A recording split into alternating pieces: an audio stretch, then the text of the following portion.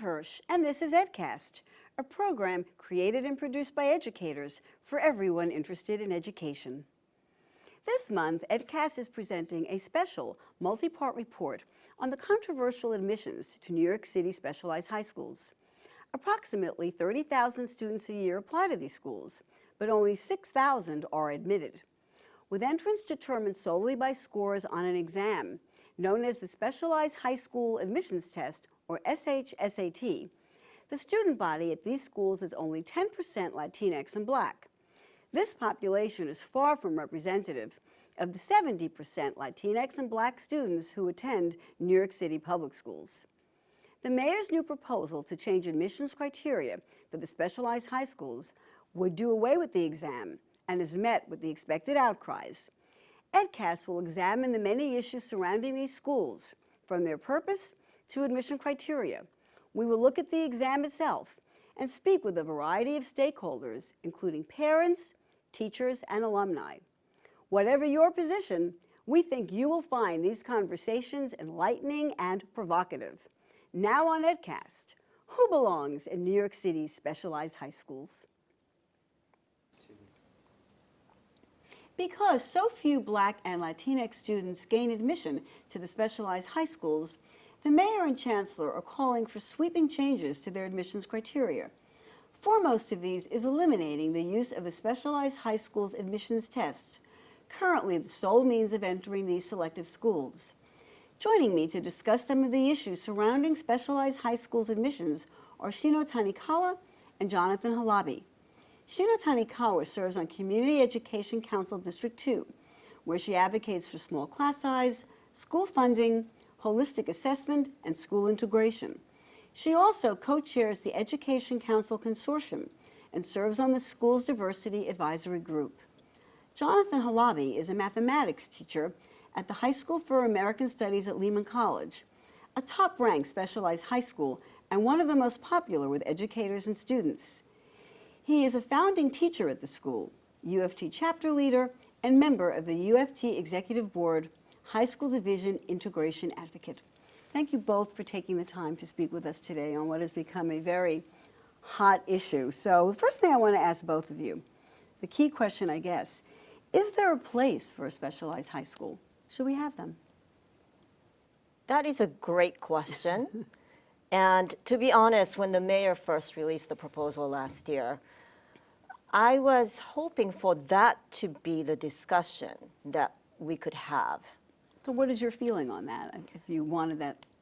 I don't know. I don't have an answer to it. Okay. It's a question that I continue to think about and haven't found the answer, but it's not something that I can find the answer to myself alone either. But that's definitely a conversation worth having. And what do you say as a teacher of a specialized high school? I think it's a very interesting question. I've been in a specialized high school since 2002, and they're really an institution in New York City, and I'd like to begin my thinking by assuming that we're going to keep them.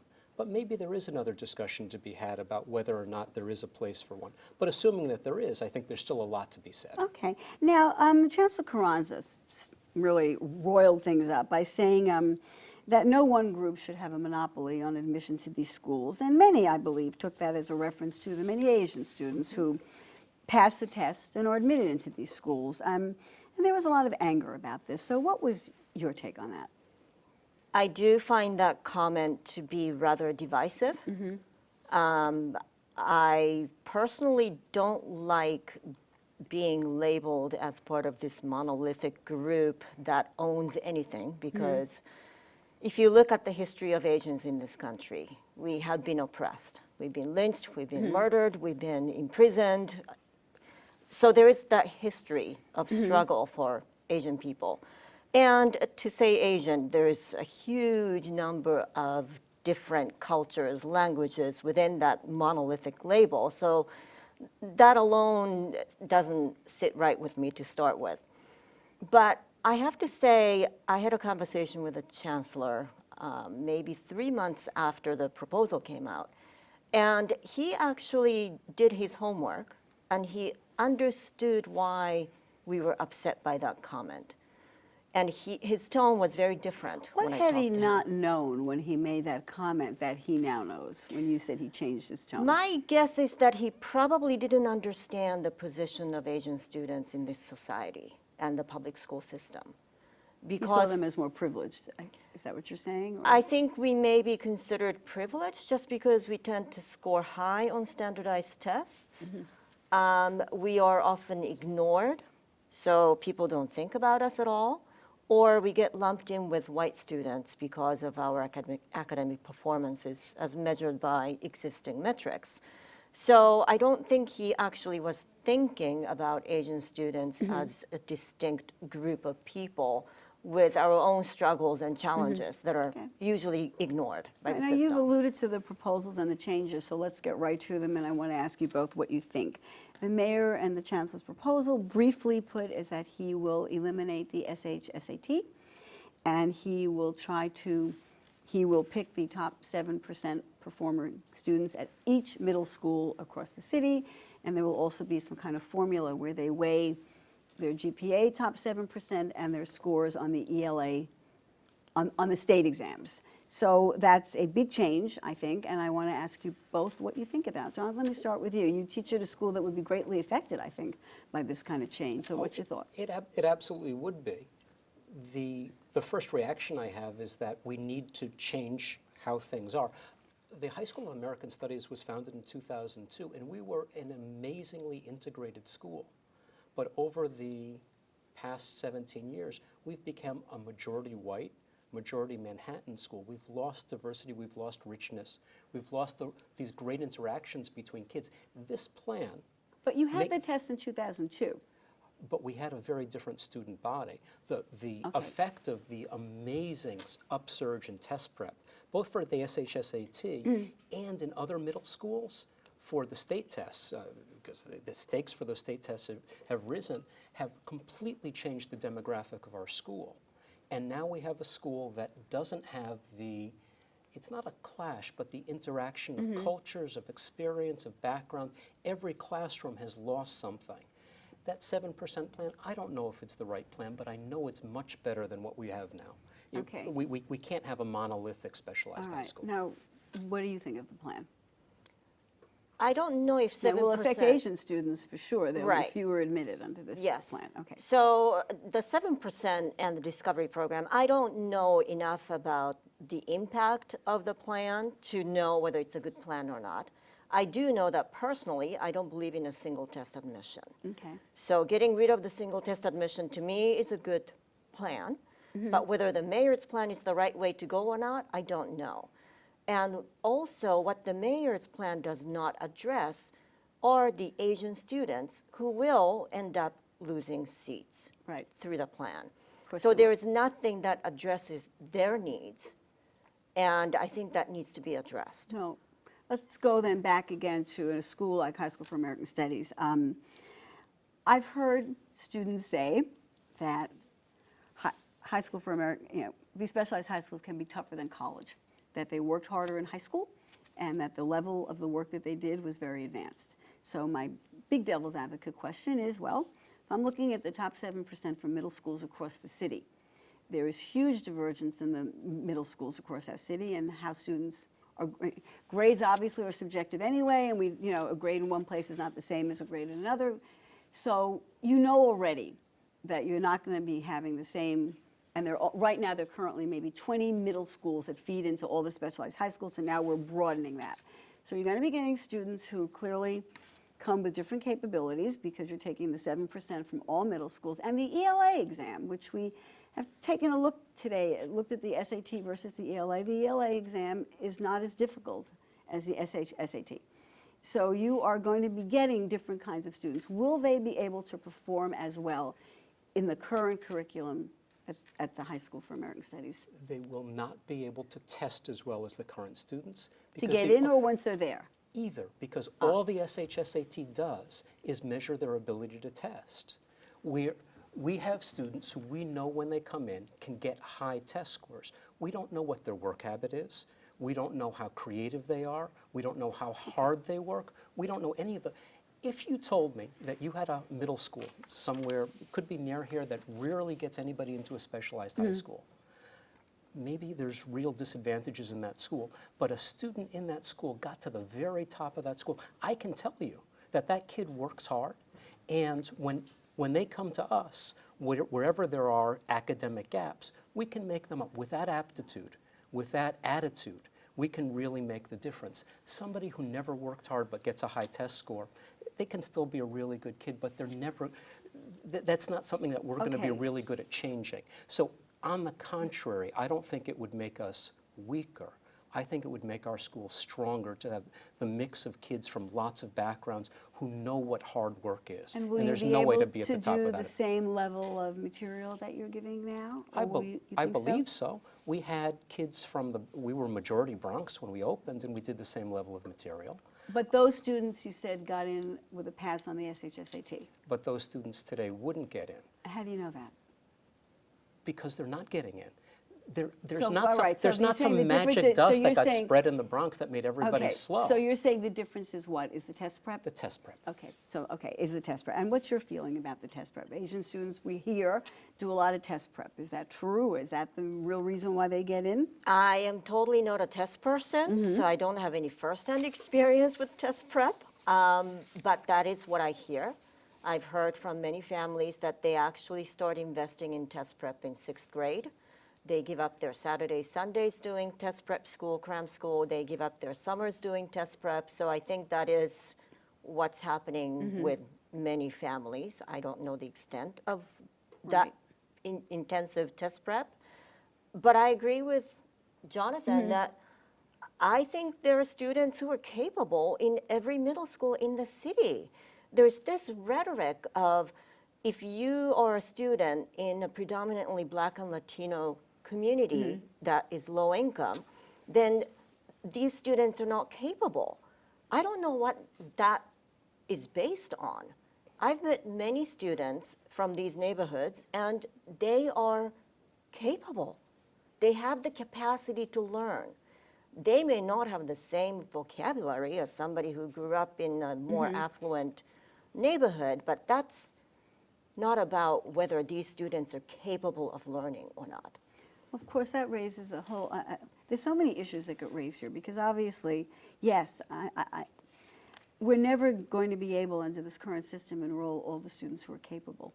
I mean, obviously, even when Chancellor Carranzas talks about telling students who've worked hard all their lives that there's a place for them in schools like this, well, that same message, there are many students who work hard and, want to have a place in a school like this. So it becomes, to me, very complicated, again, about how we determine who gets in, unless we have built, to me, this is the big issue, I suppose, and people are grappling with this. Now, people have said in all the articles that I've read, of course, that the problem is not the test, but it is and by the way, one of the answers for why the schools are not as diverse right now as they were is that there was a time in the 80s when all middle schools had programs, accelerated honors programs for gifted students in those schools in all neighborhoods, and they don't have that anymore.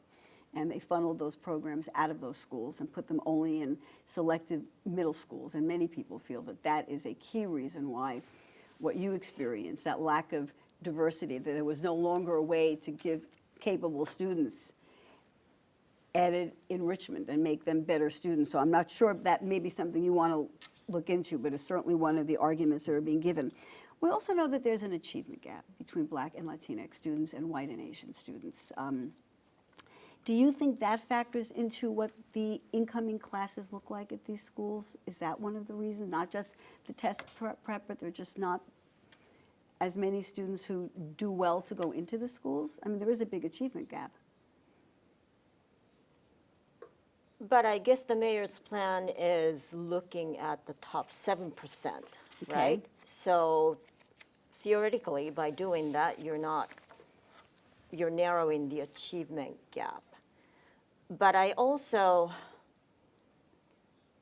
have a problem with the whole notion of achievement Okay, gap, let's talk right? about that a little bit. But some of us have started talking about opportunity gaps Okay, as a all right. better Okay. use of the word. And also, And what does that look like to you in terms of the opportunity gap? Explain that. 'Cause I know It's what you the mean. resources, not just the resources that schools receive in terms of financial resources, but who's teaching in those schools and the social capital of the school community, and all those things actually do make a difference. So to your question of is there a gap, I don't really know. There probably is a difference between a student who grew up on the Upper East Side and who has all the enrichment outside of the school with a student who grew up in a poor neighborhood, predominantly people of color, without all the bells and whistles that affluent families have, affluent communities might offer. But still, I think part of the issue is also we are labeling students based on the existing conventional metrics, which are the ELA test scores and math test scores. And I'm not confident if those are metrics that are necessarily useful. And one of the reasons I have a problem with the mayor's proposal also is the lack of any mention of culturally relevant pedagogy, right? So I think students who come in through the proposal are capable. I think I really do believe there are students who are capable. But if you approach them with the existing kind of curriculum and pedagogy, they may not do well. Well, let me ask you that.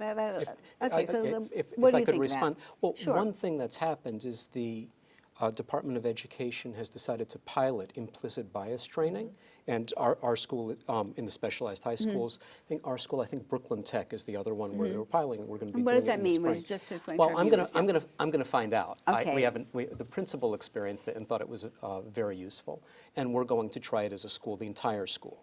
All of the students, all of the teachers. I think the teachers are doing it twice with the students and then on our own. What's the reason for it? What's the impetus to have this training? Well, because even if the mayor's plan doesn't go through, the big plan, the little plan to increase discovery will go through. And we're going to be And getting. let's back up just for Go. our viewers. Discovery is a program for students who scored just a little bit below the cutoff, and it gives them a summer program in which they're given a chance to kind of be ready to enter these schools in the fall. Is that correct? That's Okay, correct. all right. We actually restarted our discovery program 3 years ago. And it speaks to the achievement gap, too. In our school, discovery is Black, Hispanic, and Asian. Our school is mostly white, so we don't have quite the same dynamic. So adding Asian students to our school makes us more diverse, which is a good thing, Southeast Asian and East Asian. And the students who've come in, we have done a discovery program. It makes them comfortable with the school, and it gives them a couple of the skills that we want early on. There's not an achievement gap. They fit right. And if I didn't right tell you below who the cutoff is not an achievement gap, but they're- Jonathan. I but mean, they are that's, right, They're right below the cutoff for all of the specialized schools. Our Right. cut is substantially above the other one. So that's a pretty big score gap. It doesn't play out in the classroom. A 40-point difference on the SHSAT, which is what I think it is, Right. which is pretty big, doesn't play out in the classroom. So there's not I'm really playing that kind devil's of gap. advocate Yeah, here, no, but I that's hear. not I the hear. same I'm as saying- scoring 19% proficient on the ELA. I mean, scoring scoring below the cutoff for the SHSAT is not the same as not being on proficiency level for the reading and the math and the state exams. But that 40-point difference right now is enough to keep all of those Yes, children that out. I understand So that. it- I'm not that arguing. it- No, I don't mean to say that. So I understand that I'm not the one completely. who began by saying No, it was, no. and I'm not saying you either, but some people treat that as a really big difference. No, I And don't. 40-point. No, I agree totally, absolutely. So But so yeah, what do there- you do for them to get them ready? I did it for 2 summers. It was a lot of fun. What'd There was you a do? math class, an English class, history class. The teachers it's engaging because they're small groups. They meet the teachers, and that's a really big deal, to be comfortable in the physical space, because we have Dominican and African and Black and Vietnamese and Chinese students who are now going to be a minority. But for that summer, they feel like the place is theirs. It gives them a sense of ownership. That's really powerful. Do all the schools have a discovery program? At All this the point, I specialized? think every single one has added one. And so I think the answer is yes. It's going to go up to 20% in all of the schools next year. We were at 13% this year. And the kids, we also do, the history teacher does some note-taking skills that he thinks are important.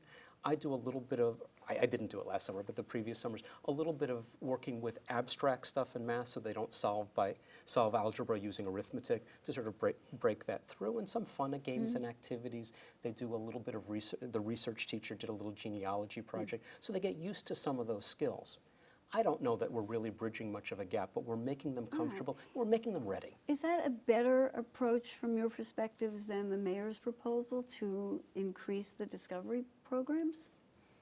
I mean, I know some people will say that. I mean, what is your thinking? And both of you come from slightly different perspectives, and yet similar. I want to ask you both. I mean, if you don't like this proposal exactly, what would you want to see? Is there something that you feel would be, if we have a specialized high school, we work on that supposition, what do you see as a better way of selecting who gets admitted? Well, I don't necessarily think the 7% plan is a bad plan. Okay. But I want to see more data. Who are these 7%? Who are the students? What are the grading system across the system like in 7th grade, right? How variable is a 95 in English from one school to another? Those are the things that I want to know before I can say 7% is a great plan. And in addition to the 7%, I need to see, so what are we going to do for these Asian students who are potentially not going to get in? So I'd like to have an outreach plan for particular Asian communities that have invested so much of their time on specialized high schools. So what could we do for Asians and for other students? Look, there are going to be Yes. other students who are not going to get in. What do you see that they could do for them? Would anything make up for not being admitted to Stuyvesant? I mean, Yeah, there are a lot of right. other schools that are equally good, right? but they exist already now. Yes, I mean, you could, yes, absolutely. And if the end game for some parents, which I think it is to get your kid into a good college, then Stuyvesant isn't the only pathway to that good college. There are plenty of other high schools, I think right? it can make it more difficult sometimes because all these kids compete against each other to get into the good Exactly. colleges, and colleges don't want to take everybody from the same school. I already read Right. that some parents are thinking of gaming the new system if it goes through by sending their more proficient students to poorly performing middle schools where they will rise to the top. I mean, I don't know. Which So actually that's is people great. do that? I would be think that's wonderful. integrating It would- middle schools. it would- I love That's that. what they It were would saying. bring It would segregation. integrate middle schools, that you could send your child to a, not so great middle school, and they would be in the top 7% automatically. Yeah, but I think going back to the high Yeah, go schools, back I to think the high school options need to be better. Okay, I've talk heard about about that a I've little heard bit. about lists of high schools, and some families will consider only what's on this list, or It's else a we'll go to college, private. by the way. We'll also go to Yeah. would go to private school otherwise. And I think that I don't want to stop the conversation about specialized high schools so we can talk about all of the problems in high schools, but we should be talking about all of the problems in high schools. High schools need to be improved in the city. There need to be many more seats in Queens, and that's a lot of this pressure is coming from Queens, and that's really a horrible thing. We've known about this for years. There's not enough seats. Instead, we have schools like Francis Lewis that are, if they could put students in the rafters, they would. And it's really something out of control that we can do. Building schools is good. So do you think, but we were running out of time, so this is a really good point that you bring up. And this is what, I did so much reading on this prior to this, I feel like I'm just mouthing off all the millions of things I've read. Okay, so people are saying, why focus so much on integrating these particular specialized high schools when there are so many other high schools that are good and that we should be focusing on getting students into really good high schools? What's your take on that? Are we overemphasizing admissions to these schools, or should we be looking elsewhere? What do you think? I think we should be looking everywhere. But Everywhere. the symbolism of having, my school, right, my no. school is bad in this case, but having Stuyvesant with, is it on? We can count on one hand the number of black students coming in each year. yeah. This But is there's a real statement the city makes when it doesn't do anything about Okay. that. It has to Let's be near the also top of the list. let me throw in that not so many girls in these schools either, and I'm always surprised there's not such a hue and cry about that. There are also not a lot of girls who get into these schools, and I did speak with someone who tutors the SHSAT. Why? Don't really know why. Maybe, But wouldn't the mayor's plan improve that? I'm not, well, I suppose so. I mean, well, Because it grades. might, because Right, girls, their yes, I think he analysis plans said that they would because they Girls tend to score girls higher have better grades. grades. Yeah. Girls do well, even in the specialized high schools, the correlation between grades and scores is that girls, even when they enter the specialized high schools with a lower score, have better grades in the specialized high schools, even in the more advanced, difficult science and math courses. We generally I have observe seen that that. too. You've just kind of observed that too. We're running out of time, so I want to give you each a chance to sort of say what you want to end Well, with. I have to address your last Please do. Go question. right So we're only talking about 5% of the seats for Right. ninth graders, right? So as important symbolically as this discussion on specialized high schools is, it's been a huge distraction that has slowed us down in looking at the rest of the system. So there are many of us, parent advocates, who have been working on a system-wide integration. And what this has done is for the last 7 months, we've been sort of dealing with this topic and not really working on the rest of the system, which is just as important. So you mean improving the quality of education throughout the entire Yes. system. Jonathan, a final word briefly? I worked with colleagues from all of the specialized high schools on a UFT task force to come up with a proposal. The process of beginning to look at this, and it took a year and a half to come up with something, changed how I thought. Is there a every proposal? misconception, there was a proposal that didn't go anywhere. It's a couple of years ago. The mayor's proposal is in the same direction, goes a little bit further, but every misconception that Shino mentioned about Asian Americans, I had. And it's in the process of trying to make things better that we had to examine some of our own assumptions. And it's really changed me, I think, for the better, and it's changed my opinion of what needs to happen going forward. Just speaking with you has me re-examining my assumptions as well, so I just really want to thank you both for joining us today, and I really appreciate you taking the time to share your thoughts on what really is a thorny issue, I believe, with so many people who were affected. So Shino Tanikawa, Jonathan Halabi, thank you again so much for Thank you joining for us on having me. EdCast. Thank you. That's it for this edition of EdCast. Join us next time as we continue to look into the question of who should be getting into New York City specialized high schools. I've always told people that of all my academic experiences, including graduate school, Bronx Science was the best. I worked harder in Bronx Science than I did in college. Do you think there's still a purpose and need for the specialized high school? I do. And what would that be? I do. I'm very egalitarian. I believe in the equality across the board, but I believe also that this doesn't hurt the equality, let's say. It's almost, I hate to say this, it sounds like a Plessy v. Ferguson thing, where you can arguably still be neutral across the board, and you can't really.